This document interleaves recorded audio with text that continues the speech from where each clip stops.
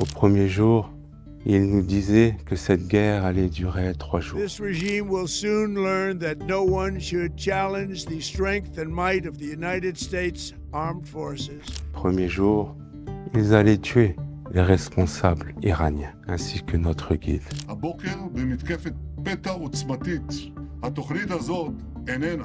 Deuxième jour, les Iraniens allaient sortir dans les rues danser et remercier les Américains et le sionisme international.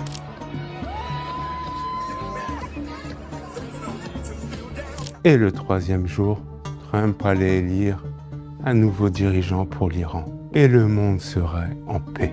Et tout cela pendant le mois de Ramadan. Les Israéliens nous ont enfumés, les Américains aussi. Premier appel à l'aide du président américain au 15e jour de ce conflit. On appelle les alliés que hier on accablé de son mépris. Les États-Unis ont demandé à l'Iran « Qu'est-ce que vous voulez pour arrêter ?» Car c'est la première fois depuis le début du conflit que le président américain reconnaît qu'en quelque sorte, les États-Unis ont besoin d'aide. Mais Donald Trump a joué l'économie mondiale au dé sur un immense pari qui est en train de s'effondrer. Je n'arrive pas à le croire. Trump cherche la sortie, veut négocier, Téhéran refuse, et Trump appelle Poutine pour servir d'intermédiaire. Quant aux monarchies arabes, inquiètes de ne plus être protégées par les bases US, elles demandent d'arrêter la guerre et cherchent du côté des BRICS des partenaires plus fiables.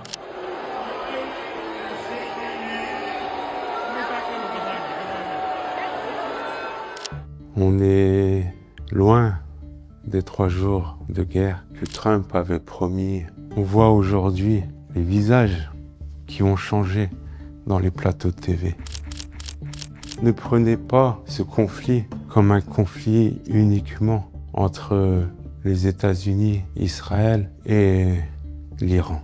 Il y a le désir d'amener une eschatologie propre au sionisme et aux évangélistes qui sont aux États-Unis. Ils veulent leur grand Israël. Il faut que les États arabes de la région soient comme des esclaves à leur service. Il ne faut pas qu'il y ait un seul État qui porte l'étendard de l'islam. Nous devons essayer avec force de rétablir l'équité, la justice et la vérité à travers la parole, à travers la communication. Une guerre de la communication qui concerne tout le monde, tous ensemble, unis par l'amour que nous partageons envers notre Créateur, par l'amour que nous avons envers le Messie, fils de Marie, et envers l'imam Mahdi, fils de Fatima.